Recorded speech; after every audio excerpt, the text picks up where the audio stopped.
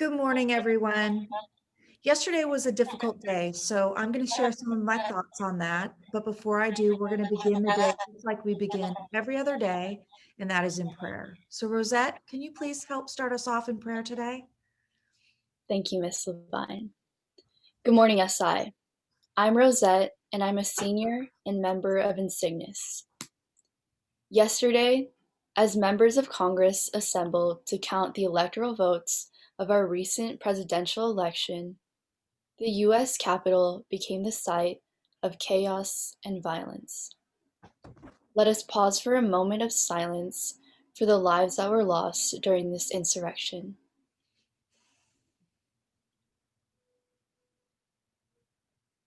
In this time of political unrest and polarization, we look to God to guide us in our pursuit of peaceful unity and justice for all.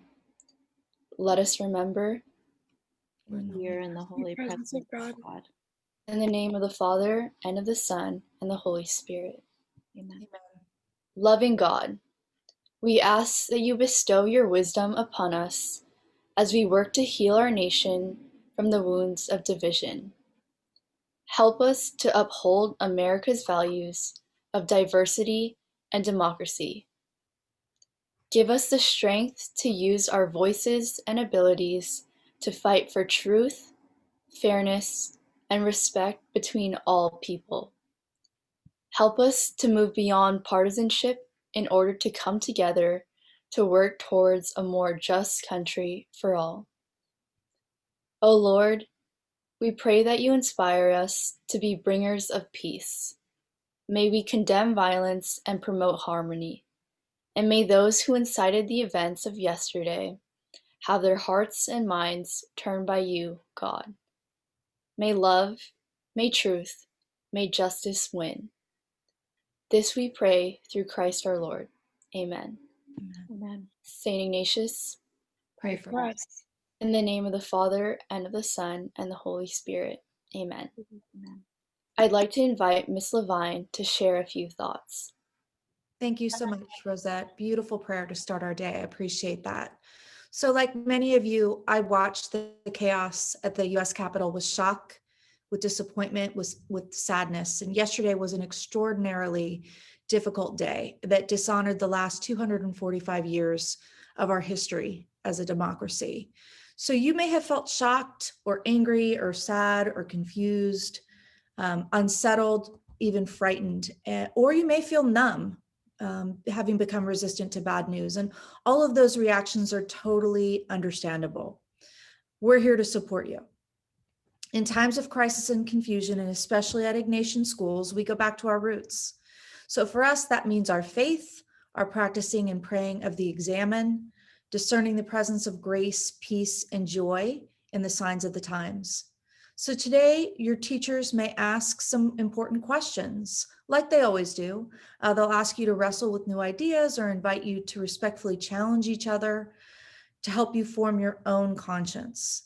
And we, the adults, have to do this work alongside you. Yesterday, what we saw was not the best of our country, not the ideals and virtues that we hope to embody. One of our school-wide expectations at SI is that you grow as leaders in collaboration. We're called to engage deeply when the world needs us. And I think the world needs us. Let's recommit to that work. And as Rosette prayed, to heal our nation, to fight for truth and fairness, to work for a more just country for all of us. Let us be bringers of peace and prophets of hope. Again, we're here to support you, your counselors, your teachers, your coaches, campus ministers, all of us.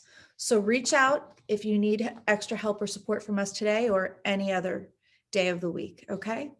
Thank you so much. Looking forward to seeing all of you in person starting next week. And I'm going to pass it back to Rosette. Have a good day, everyone. Thanks, Rosette. Thank you, Miss Levine. Please join us for our first FML of second semester tomorrow morning at 9 a.m. Look for an email from Sister Sharon for the Zoom link. We want to wish the following students a happy birthday. Freshman Ariana D, sophomore Dylan N, junior Alana B, and Senior Sienna W. May you all have a wonderful birthday today. Good morning, SI. Good morning, SI.